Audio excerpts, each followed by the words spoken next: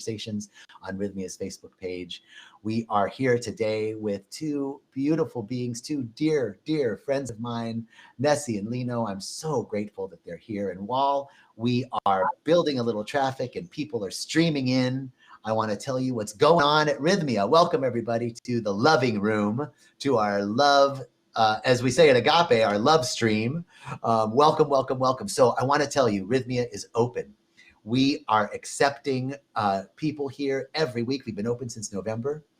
It's easy to get into Costa Rica. There's no test required to get in. The country is very safe. Flying is very safe. And when you get here, Rythmia is prepared to welcome you in the safest environment possible. We do COVID testing when you arrive. So before you even check in, we test everybody before they come on campus. So this is a safe place. Of course, there's no guarantees, but we're doing 400% more than anyone else that I know of anywhere in the world. You get tested before you come in. We temperature check everyone, staff, employees, 2 and 3 times a day, and then all of the regular COVID protocols. But what that means is that when you're here at Rythmia, you can have an experience pre-COVID. People are touching and hugging, and you can enjoy the spa and the pool and sit next to people and be in classes with people because we are a limited access campus and it is a safer environment. So we're monitoring, it's safe. Come see us. We'd love to have you. And we have lots of people. Welcome, everybody. I see everybody's coming in. Ken and Karen and Maya, shout out to everyone. And I want to introduce my fabulous guests, Nessie and Lino. Welcome to you both. Give me a second. Let me read this amazing little description of who you are. So we have Nessie, born on the tiny island of Guernsey. Is it Guernsey? Am I saying that right? Yeah. To a Portuguese family. She is a British singer, songwriter, and channels influences from both sides of her ethnicity, blending the essence of the traditional, emotional, and larger than life fado folk music with British contemporary inspiration. And her beautiful life partner and husband, Lino, born and raised in Israel. His life circumstances took him on a long and winding spiritual path. Boy, that sounds like all of us, huh? Seeking meaning to his life and healing to his own restless heart. After some point spent in India, he had put down roots in a community of Pachamama in Costa Rica, where he lived for 12 years. With this inner work and meditation and celebration, it was in the forests of Central America that he met his life partner, Nessie, and a meeting that changed their lives and took them both on a musical voyage of creativity and self-growth through some 30 countries in which they shared their work in the past 6 years. Today, they're holding a young baby daughter. She's beautiful. They're traveling the world and sharing the voice work. Lino is the co-founder of Vocal Odyssey. He's a certified voice practitioner and holds diplomas in relational mindfulness, core process, psychotherapy. He studied with the improvisation singer-songwriters and teachers all over, including Bobby McFerrin, Albert Hera, Rhiannon, and so many more. And I'm just so grateful that you both are here. Thank you for joining us. Thank you, JJ. Good to see you, man. We miss you badly. I miss you too. Well, let's start with that. You're coming November 2 weeks, November 14th and the 21st, right? Yes, So, God will. I think we had to delay it from March, I think, this year because of the whole situation. It's pretty hard now to cross the ocean. And, well, I'm knowing that as things start to, in summer, we're anticipating things will be easier for you to travel and everyone else to travel too. So we're so excited to have you in November. We're very excited to come back. It's always just on fire when you guys are here. Like, music is such an intricate part of the ceremony and you bring so much to it when you're here. Thank you. Thank you so much. I have to say that our first visit in Rythmia, it was exactly a year ago. Just when all this chaos started, we were kind of like, the last round in Rythmia before we all had to take a break. So yeah, it was, I mean, we came to work naturally, but more than that, it was the best vacation of our life, probably. I never seen Nessie so happy, We had so much fun. I got to tell everybody who's listening, when Nessie and Lino were here, because they had the baby nights, they did ceremony and some nights they didn't. And so we would get to have dinner while everyone was in ceremony, and we were just like the three of us, and well, the four of us with the baby, right? And we had the best conversations. That's why I think I was excited for this conversation, because our conversations were just amazing when we were together. It was beautiful. Yeah, we had the whole dining area to ourselves. Yes. And before we get into our first question, I want to just acknowledge we've got so many people so excited that you're here. Karen from California, good to be here. Robin, thank you, from Daytona. And Melissa, Eno, Rafal, wow, from Greece. And Deborah wanted to be there this year and come. I know that that all that anxiety, Deborah, is just leaving. Dorota is here, and Jonathan, thank you. Jonathan says he discovered Nessi's music at Rythmia. And I know you shared with me at dinner how many people reach out to you from your time here. Yeah, very much. We get a lot of people sharing how, you know, they kind of connected through the music at Rythmia, and it's so beautiful. I'm so grateful.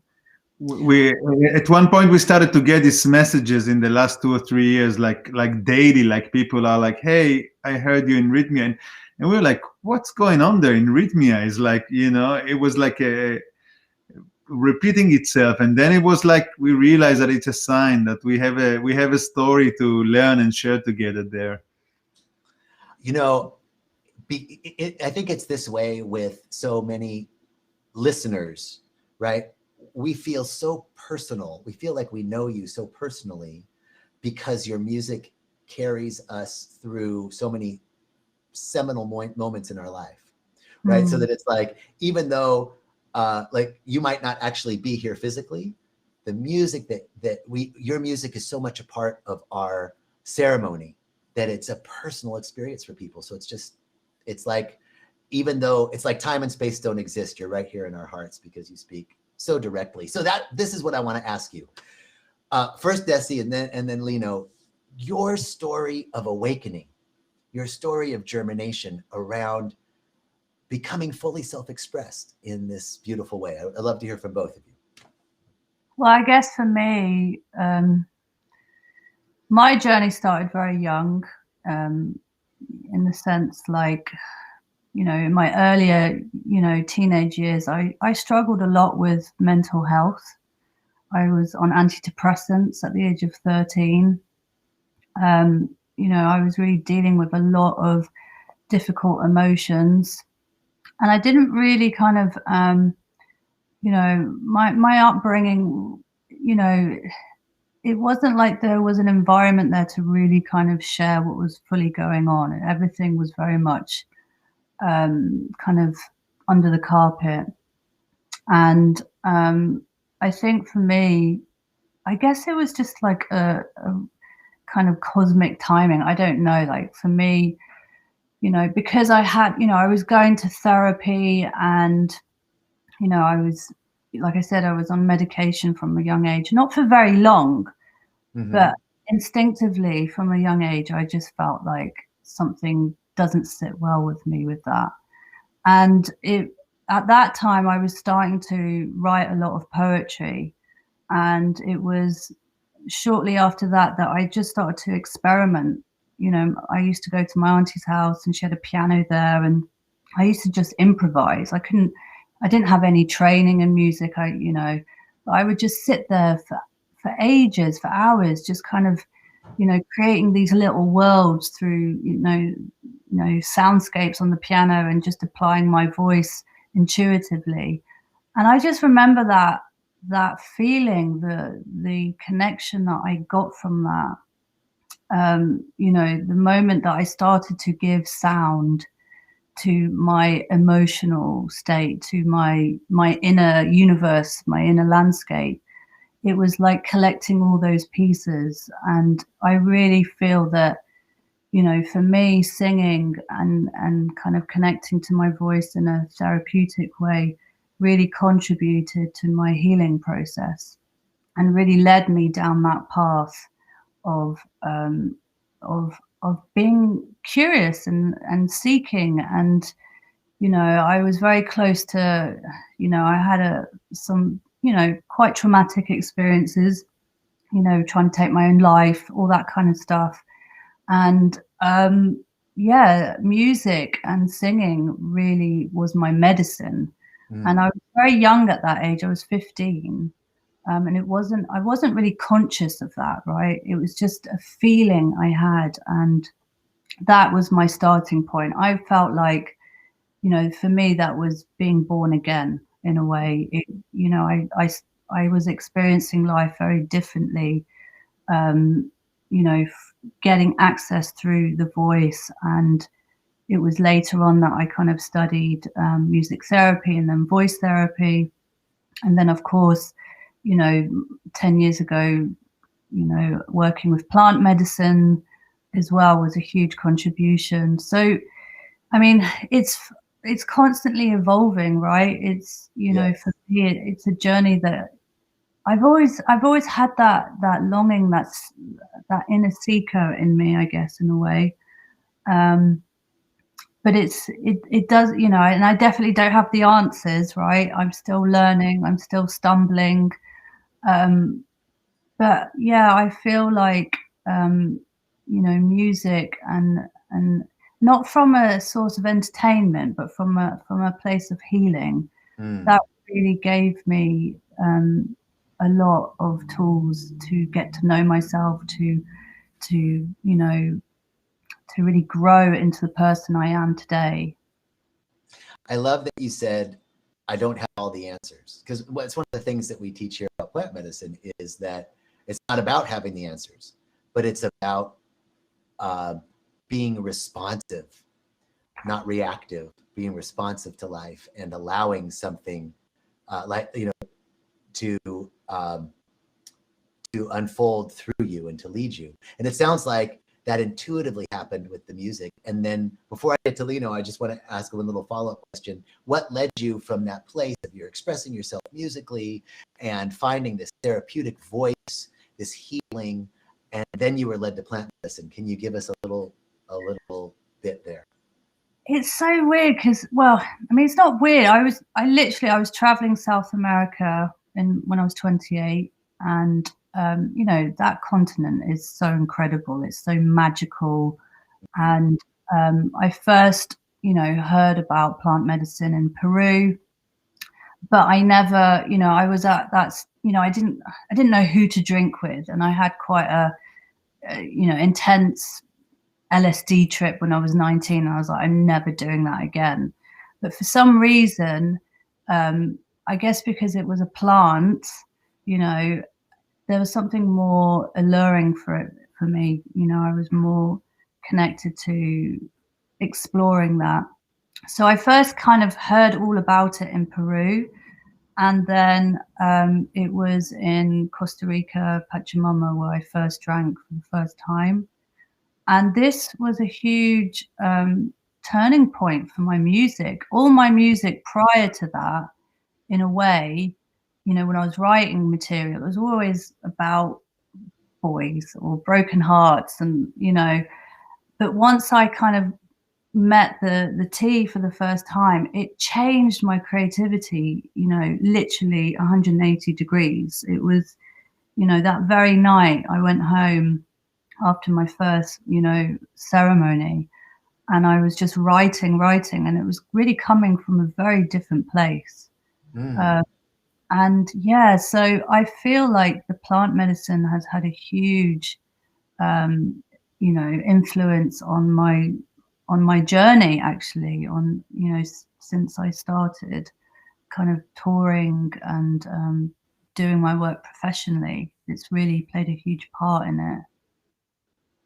I want to hear more about that, and I want to hear Lino's story. And I just want to, before we do that, I want to tell everybody, you know, please feel free to type in some questions into the chat for Lino and Nessie.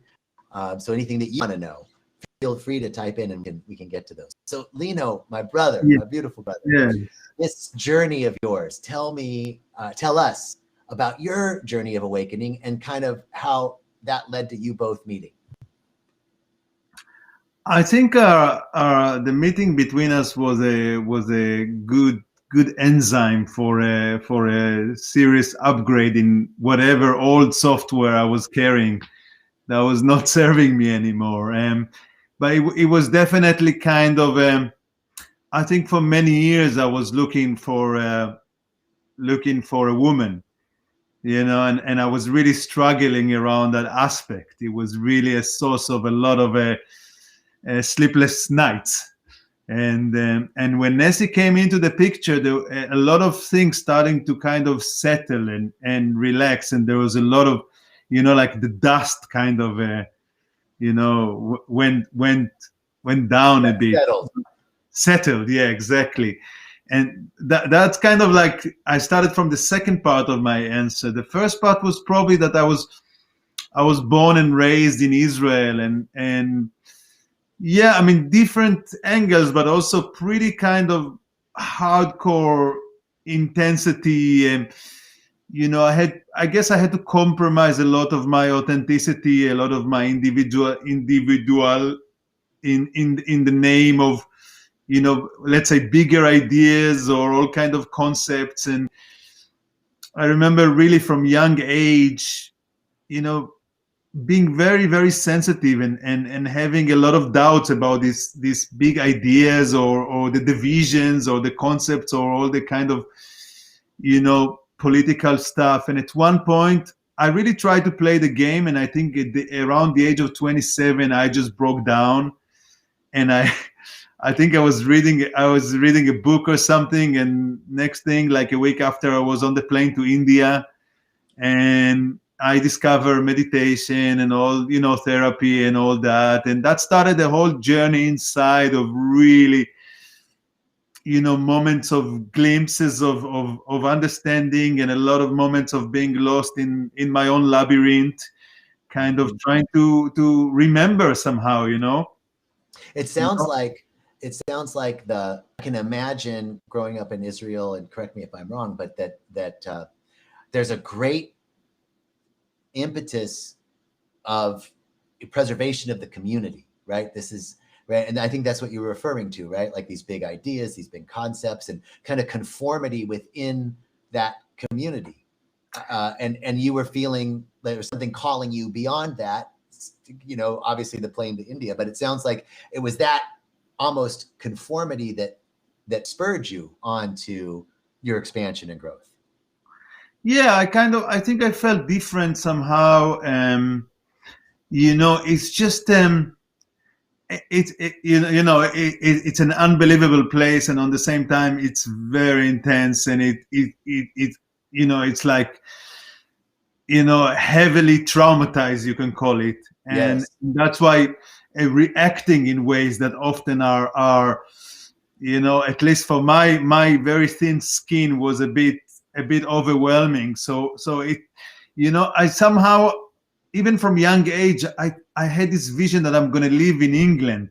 And at the end, I have so-called English wife, she, Portuguese English, but she was born in the, in the British territories. And yes. And this is where we live. And I always had this orientation somehow towards England. But then, I mean, the majority of the inner work was taking place hour and a half from Rythmia, more or less, in Pachamama. And this is where the good inner washing machine was taking place for like 12 years, I would say, of good dose of celebration, blood, sweat, tears, you name it.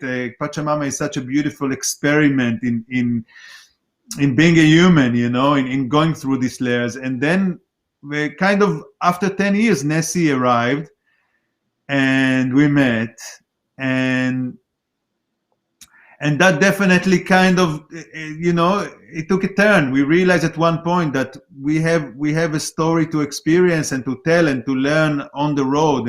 And from that point, we were like, until the whole COVID story started, we were like 7 years on the road, like two gypsies going from place to place, mostly driving, sometimes flights, sometimes trains, and just working with the voice. And working in a way also that we are constantly learning and constantly, on a spiritual quest somehow with this kind of global family. Do you write music together? How does that work? Or give us a sense of your process. Lino definitely. Well, we don't necessarily write together, but Lino's really contributed to some of the, because you know when I'm writing, I can get quite stuck with certain things. So he's great with words, like English not being his first language. I think he speaks better than me, and he's very poetic as well. So you know, there's some songs that we've kind of written together. Like he's given some feedback and given ideas, and that's really lovely because like I said, he can be very poetic, and it's a help. But often I'm such a loner when I'm writing, you know, when I'm in that process of composing, you know, material. It's like I need my little cave, you know. I really don't like anybody disturbing. Like there were times where Lino would come in and I'd be like, get out. Yeah. She comes to me when she gets stuck. Yeah. It's so beautiful that you support, you know, each other. I know that that sometimes we think support looks a certain way, but Lino supporting you while you're in your cave, birthing something is just as important, right? That holding that space. So you do work, like when you were here, the last time you were here, you both did a music therapy workshop together. So that's what are the kind of things that you do together? We do everything together.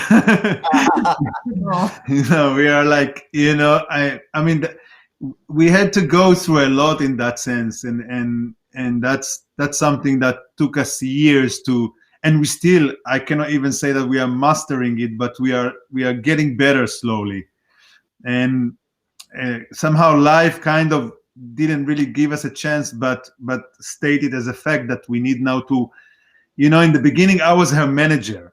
You know, of course, partner, husband, we got married several times, and you know, different tradition. We never got divorced in the middle, just different traditions. But you got married in the Medicine. Did you do a Jewish wedding? Tell us about the weddings.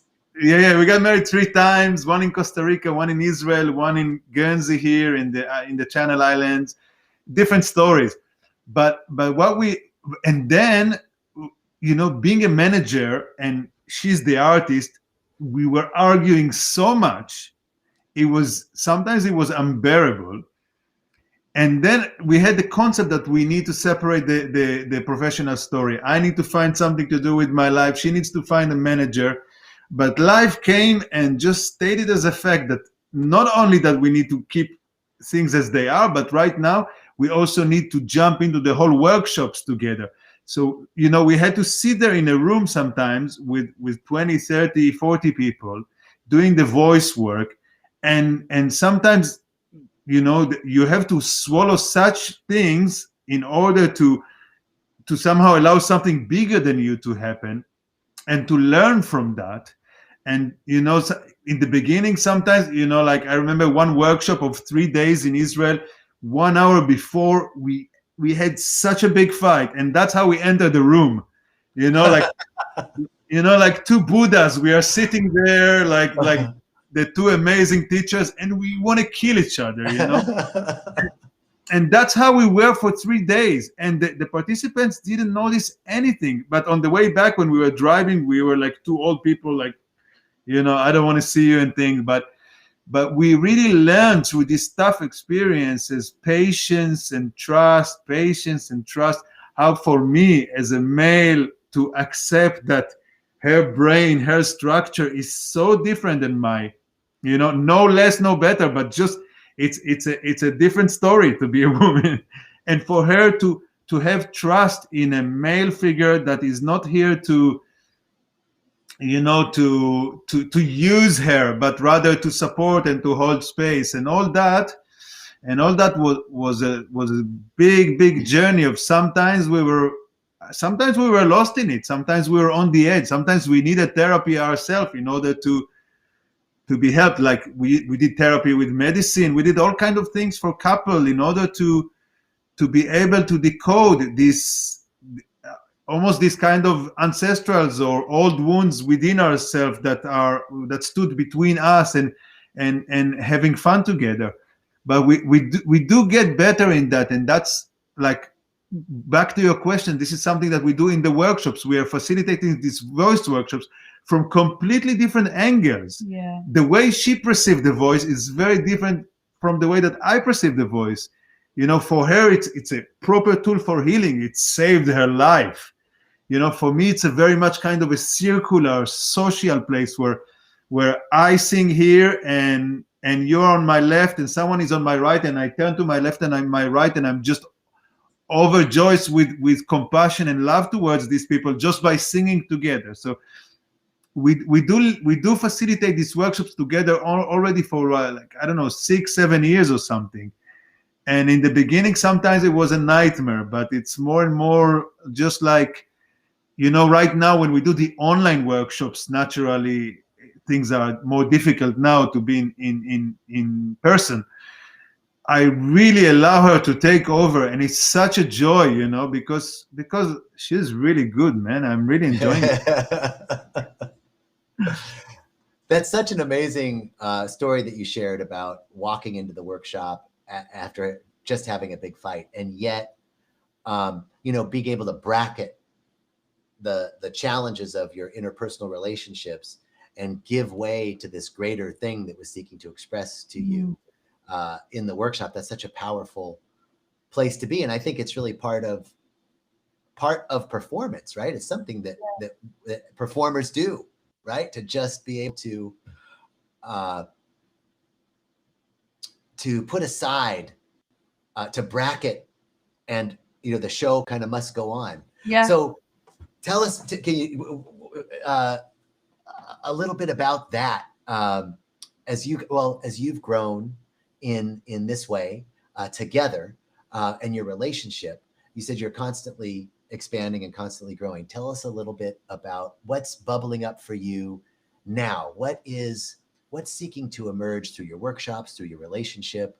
What are the insights and revelations that have really been speaking through you recently? I mean, for me, I've been working a lot, you know, with people like one-to-one, and you know, I had a lot of resistance to the online work initially, because we're so used to being with people in the physical realm. And you know, since I've been working online and sharing this work, whether it's one-to-one or whether it's the group work, it's really inspired me, because you get to meet and work with people from all over the world. You know, and naturally when we're doing this in the physical realm, you know, you're kind of limited with how, you know, how far you can travel, or, you know, your audience that, you know, you're working with. So that's like, for me, such it's really exciting. And I think, you know, initially, like I said, I had a lot of resistance to the online work, but there's so much depth that can still be transmitted, even though that, you know, we're in different rooms and people are in completely different countries. So I guess it's like, you know, obviously we've been on the road for so many years, and it's the first time in years that we've been in one place for, you know, for a long time.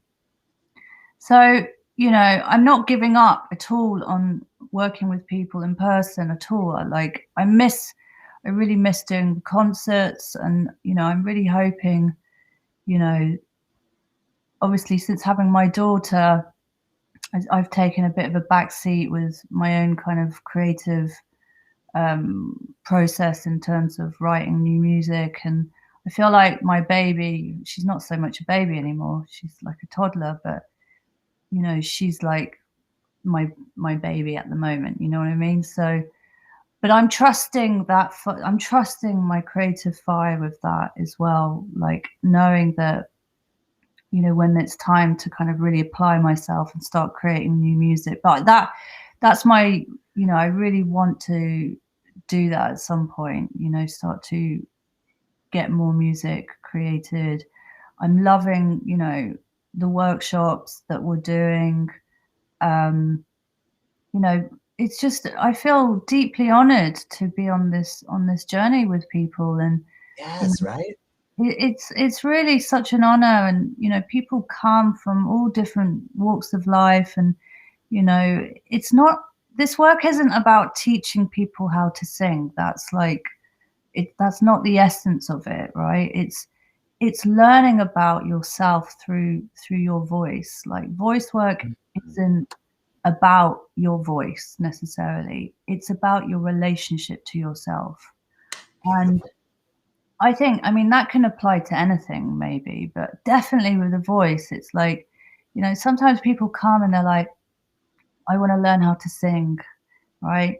And what they receive at the end is that, well, actually, the message that they've got, you know, is that they came to sing to learn, right? So it was less about actually improving my voice. It was working with what they have in the moment, and maybe just bringing a bit more self-love, self-acceptance, you know, finding ways to soften that ego so that we can really be in our flow and our potential. And you know, it's things that I've collected over the years, you know, my own journey with the voice and what it gave me. And so to create spaces for people to come together and really, you know, unburden themselves and really share, you know, share what's on their heart. You know, maybe some people are coming from very different backgrounds, and you know, they might feel silenced, they might have felt like, you know, they were never heard, or you know, sometimes it's not even about singing, it's just about recognizing and acknowledging the other and not trying to fix people either. This is not the you know, the essence of what we do. It's not about fixing, it's about coming together, it's about celebrating, it's about unburdening, unleashing, you know, and healing, and also using the voice to pray, right? To Yes. it, like for me, it's like, I think it was this writer, Dr. Clarissa Pinkoles Estes. She said in one of her books, when we speak, it's the human voice, and when we sing, it's the spirit's voice. And I love that. For me, that really resonates, you know, like when we're able to just step out the way, when we're not kind of like coming from a place of our mind or ego, and we're really that just open channel, you know, and it's not even about sounding beautiful, it's just about being real and Yes. creating a container where people feel safe. Because maybe what people need to reveal isn't, you know, it's not beautiful, right? It's not always about looking good, sounding good. It's just about purging, releasing, you know, whatever is kind of stuck inside. I mean, that's one element of the work, right? Well, I think the beauty is the authentic expression, right? But I think what you're referring to is that, you know, there's this sense of beauty, like this is the way the voice should sound. This is, you know, all these particular stylistic or technical aspects. And you're talking about, like you said, it's not about learning how to sing, it's learning about your relationship to your voice, Yeah. the relationship to your unique expression. And I think that's just what's so powerful about what you're saying, right? Is that Yeah. it's not another idea of beauty, but it's this, it's beautiful when someone's real. That's Yeah. what, you know. Absolutely. I didn't mean to interrupt you. I'm just loving No, hearing what not you're saying. at all. Do you want to add anything? I mean, yeah, I mean, for me, all this year, the last year, we kind of completing a year around this situation. It was a lot about, I had, like Nessie, but even stronger, I had so much resistance to let go of our physical dimension of work, which I was really attached to. So there was a lot of grief around that, and a lot of struggle. But then also, you know, in the last 3 months, we do our workshops online, and I was wrong, you know. I was really wrong in how beautiful and deep is taking place. Of course, I'm still missing the, you know, hug the people and be, you know, one shoulder to another and all that, but it's really magical. I think that the question that I keep on asking myself in these times is how can I be for myself and for others in the best way I can, because those are times, you know, those are times when the prayer is needed, when the song is needed, you know. So how we can utilize all that experience and wisdom and vulnerability into a service, into being there for our people. So I mean, the workshops are one side. We had more projects that we did that were kind of around that, but in general, I keep on asking myself, because so many people are writing to us because they're joining the workshops or whatever, and I see that people, you know, especially in the big cities and in the more kind of hotspots, you know, people are going through really difficult times, and that keeps on kind of knocking on my door. How we are as friends, as brothers, sisters around this, how can we create this web, you know, this kind of web of protection, of love, of that we will be able to be one for another there in this way or that way, in this way or another, and not kind of allowing people to, you know, to be unattended. You know, it's of course it's a physical challenge and everything, but I keep on having these ideas and visions about how we can lift each other up even stronger these days, you know, because it is really, I feel it on me. I feel the effect on all that is happened on me. I feel the, you know, the thirst for social engagement, for playtime, for co-regulation, for being able to just have a laugh, you know. I think I'm not the only one right now, you know. So it really bothers me on the personal, but also on the collective. How can we hold hands together, even though there are some physical barriers, and cross this great transition, which it's rough, but I'm really optimistic about. And when you speak about November in Rythmia and things like that, this is what I'm looking at. This is where I'm, you know, I can't tell you enough. You know, we were just having so much good time in March, but on the same time, there was something in me maybe that took it for granted, you know? Right. You know? Like having just a dinner with JJ and having a laugh about whatever, it doesn't matter, you know, and just like cracking each other. Bro, this is rarity now. Right. It really does go to the point that we, that this moment is an irreplicable moment. Like, you can't replace it. It brings us to, you know, I'm reminded of the story. It brings us to a place of gratitude for what we have right now, just as it is. Yeah. I remember the story of I remember a gentleman in our neighborhood growing up. It was so impactful for me to hear this. He had gotten hit by a car and was, you know, paralyzed. And I remember him telling me, I think I was complaining about having to do my chores or mow the lawn or something like that, you know, and he was like, man, I wish I could take out the garbage.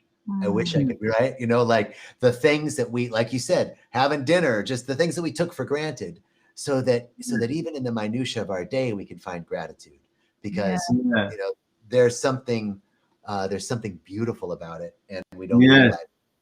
No, you know, I was so busy all these years, like in fifth gear, always kind of seeing, you know, 1,000 steps ahead. And then I found myself in this year mainly being a father, you know, changing diapers, you know, you know, just like it was very interesting, but it was mainly, and it was really beautiful, because my daughter received a father who was 24/7, which is something that most of us never had. You know, but on the same time, it was so humbling, you know, like from all my big dreams and visions and plans, suddenly I'm just like changing diapers. That's what I do. And, you know, it's beautiful. You're very good at it. I'm very good in changing diapers. Yeah. You can put something in my eyes and I'm like, yeah. You know, so there was a question here about, well, first of all, one person is saying Oren therapy. Do you know what they're talking about? Did you see that? No. No. Okay. Gabrielle, Oren therapy with the question mark. And then Joe here is asking, you know, do you experience the medicine together or separate at ceremonies? Well, I suppose this is before the baby, because now when you're here, one's got to be with the baby, right? So you can't do the together. Yeah, I don't do ceremonies now. Not for, well, obviously this year we haven't done anything. But in the beginning, before Bodhisattva, we were doing it together. I mean, we're still doing it we're pre-corona, let's say, you know, we were definitely being in ceremonies 2-3 times a year. And in a way, we met in ceremony. I mean, we didn't really speak, but she saw this crazy guy there dancing you know, like dancing with the stars. And I was looking at the other side of the room and she was a mess, you know, and this is like, that was her first time. That was my first time. It was her first time. But we just kind of noticed each other among like 200 people, you know, because I was like, you know, dancing my tits off, you know, and she was like, you know, and look, I saw live how the transformation of the medicine. I could see it because when she was drinking her first cup, I was already probably after 10 years of drinking the medicine or something. I could see how suddenly like it transformed the inner of the person, and the jewels and the pearls and the diamonds are coming out in the form of music and lyrics and everything, you know, and this, you know, all this intensity, you know, that we all know, you know, when you beg on your life, when you're, you know, you're like, you know, holding on to a bucket or something, you know, it's like that I could see it in live in her. So I always felt like that our journey together at the end of the day is guided by the medicine. No? Yeah. Well, I think for me, it's like, I think the medicine for me just connected me with spirit. Like, you know, I grew up going to a Catholic school, and you know, it was very driven by fear and like, you know, going to hell and being a sinner and all this. And I kind of like, you know, I pulled away from that because I didn't resonate with that. That wasn't the kind of spirituality that I was feeling into. I think I've always been, you know, like I said, from a young age, a seeker. Like I was always curious. I was always a bit rebellious, you know, like I never just went with the majority. I always had to do things for myself as well. And I feel like the medicine for me it reconnected me to that spiritual quality, that connection to something bigger than myself. And even if I was never to drink again, I feel it. I feel it so close to me. It's given me that connection, you know? Yeah. So I don't feel like I need it to feel it, right? You know, it's like, so yeah. Right now I need it. Yeah, I feel that too, you know. There's a call, there's a time, and yet I feel, you know, I had a vision in meditation I'd love to share with you because I think it speaks to what you were just talking about. And it was like each of the ceremonies that I've ever done, like it was like I had a sense that I saw all these waterfalls, these like headwaters of rivers, right? And they were just like all lined up, and they were waterfalls, and they were all flowing into one big river and then flowing over me. And I just had the sense that those were each of the intentions that I set in various ceremonies, and that they were still working on me all the years, still all the intentions were still flowing over. I feel like that's what you were talking about, Nessie. And and that this connection is, it's never severed. It never was severed, right? Yeah. But the medicine helps to see that truth. Yeah, absolutely. Yes.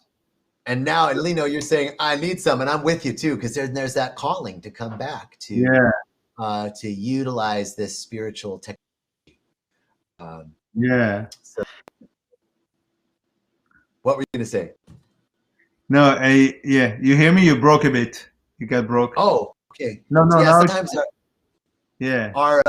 our internet, you know, here we are in Costa Rica, and it's windy. Sometimes the wind blows out. I was just remembering actually where it all started for me and Nessie, or at least for me, where the vision about kind of us going on the road and doing this work and sharing this life. I think probably in her second or third ceremony in Pachamama, you know, she was singing in the peak of the night. She was singing where you know everything is like still, but so fully charged, you know, on the same time, like nobody breathed, you know, kind of situation. And she was singing, and I dared to open my eyes for a moment, and I just looked around. It was probably 150, 200 people, and the place looked like that, like as if you opened the window in the middle of a flight or something. You know, that's how the faces were looking like when she was singing. And I just remember this was a moment for me when I was like, whoa, this is powerful. This is like good stuff, you know. We should do something with it, you know. Like, because until then it was only kind of, she was singing in my house in Pachamama, and I was like, I just cannot believe I just met this woman. She's really having like, and I all of my life into music, but I don't know if I ever heard this kind of a voice, you know. And suddenly, you know, we are dating, you know. It's true, you know, Nessie, when you're here and singing in ceremony, there's something so powerful, and that is not. I mean, the music is music drives the medicine, right? Always. But the unique filament of your being and the way in which that energy moves through you is, like you said, you found that voice. You found that authentic voice that's uniquely yours and expresses, and that's always beautiful because it resonates with us and it speaks to the fact that possibility exists for us, that we can find our voices. It's really beautiful. Thank you. Yeah, the medicine taught me a lot, right? It gave me a lot of more kind of connection to my voice, to really, it taught me how to listen more, right? It taught me to really go in, not to sing from my head, but to really connect to all those really intricate and nuances. Like, you've just got this whole universe that's moving within, and when the medicine's like going through you and working through you, it's like you carry that vibration of the tea through the voice, and it's like all those little textures, you know. It for me, it really taught me to listen. It's really, you know, a quality that I try to kind of invite, you know, when we're working with people, to really, you know, to kind of try to connect to that part of themselves. So less about just focusing on here, but what's going on in that body, in that emotional body, in the spiritual body, in the you know, the energy around you, and how to kind of channel all those different textures and frequencies through the sound of the voice. Well, I am so grateful. You know, this conversation, I just wanted to go on, and I just looked at the time, and we're almost to the end of our time, and it just flew by like it always does when we're here together. I want to say one thing, because speak to what Lino was saying earlier about the desire to be in community, the desire to be back in person with people. And I'm so excited because I mean, that's what we hear here at Rythmia so much when people first come. It's like, I haven't hugged anybody for so long. So this is actually a space where you can have that experience as the world is starting to open up, and you can have it in a safe way here. So, so come in November for Nessie and Lino. Come before then, and before we go, I want to say, I always ask this question, and it starts with a little bit of a joke because you know me. So there's a, you've heard the saying, never judge another until you've walked a mile in their shoes, right? Yeah. And I've always said, well,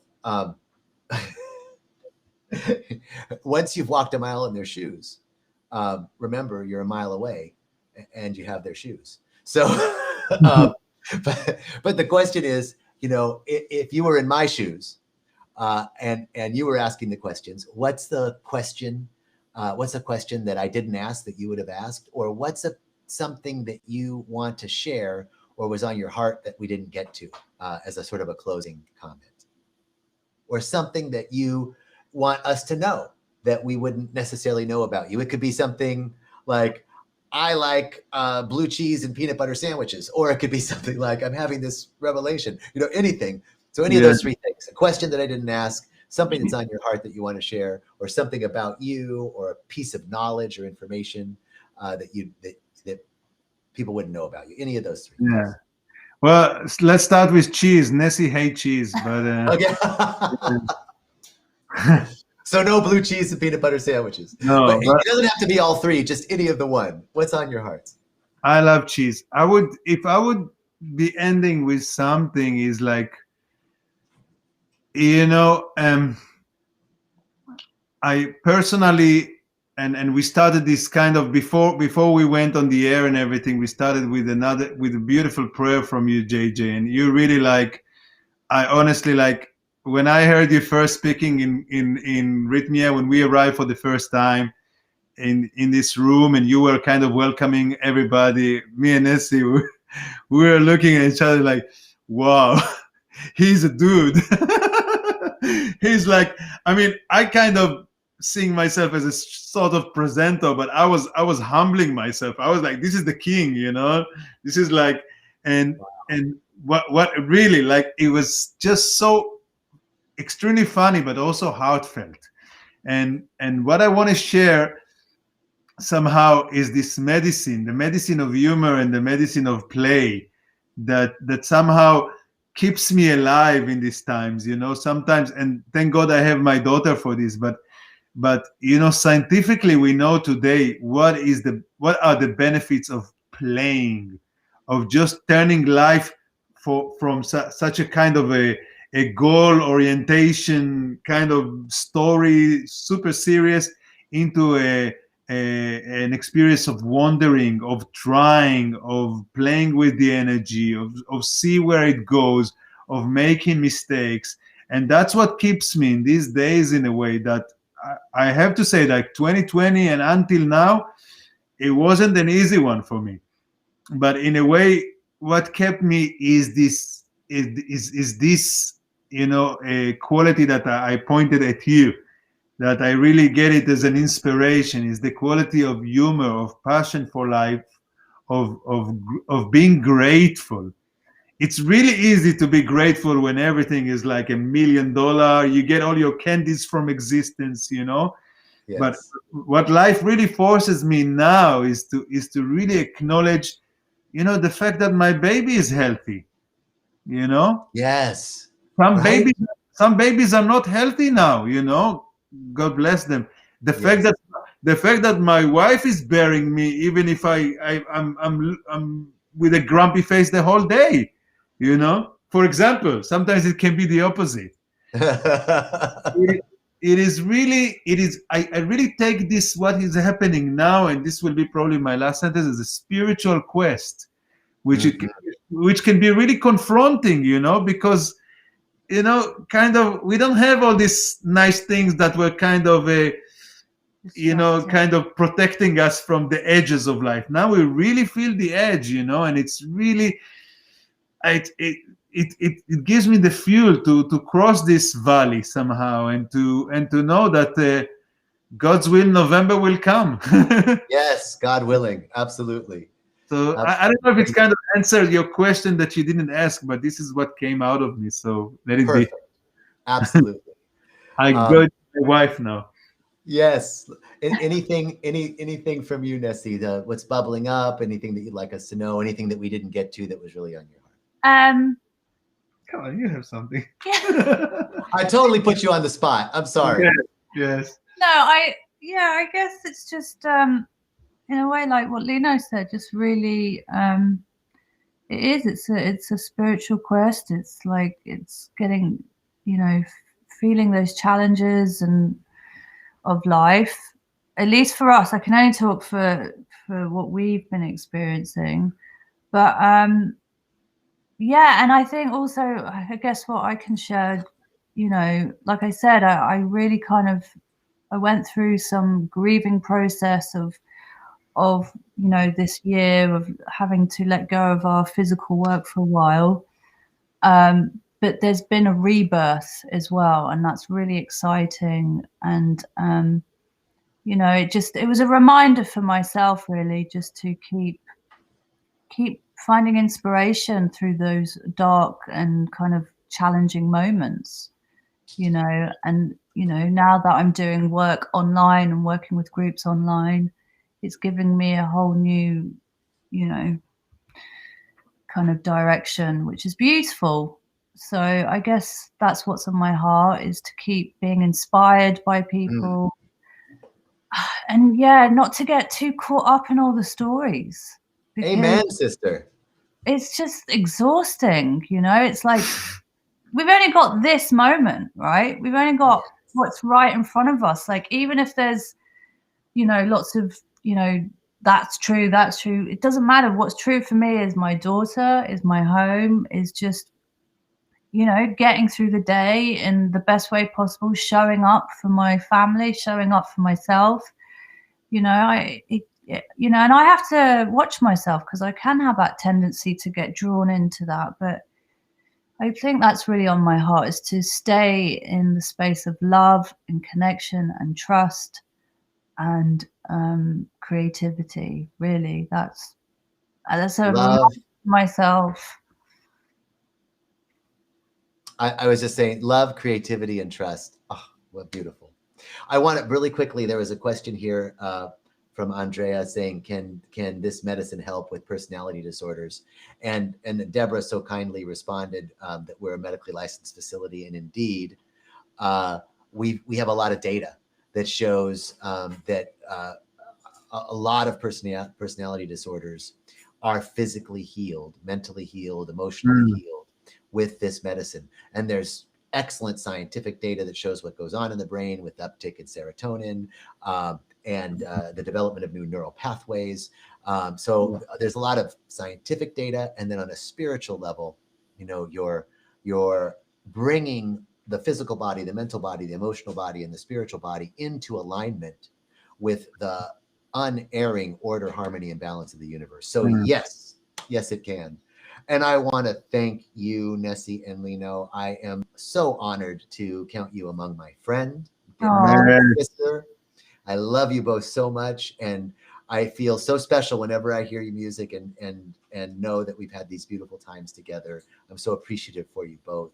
God bless you. God keep you. And from that beautiful blessing from the Book of Numbers, there's such a special blessing from the Old Testament. May the Lord bless you and keep you and shine his face upon you and raise you to his countenance and bring you peace. And so it is. And thank you all for joining us. Thank you. Thank you. Much love. Thank you, JJ. We love you. Love you too. So I'm going to jump off here, but stay on for just a moment and we'll wrap up. Thank you, everybody. So grateful that you joined us, and sending you much love, knowing that you are guided by an infinite intelligence and sourced by an infinite power and protected by an infinite love. We'll see you. Jerry's talk is tomorrow. We've got Walking the Path on Thursday. Lots of great stuff coming up. Thank you. Peace and blessings.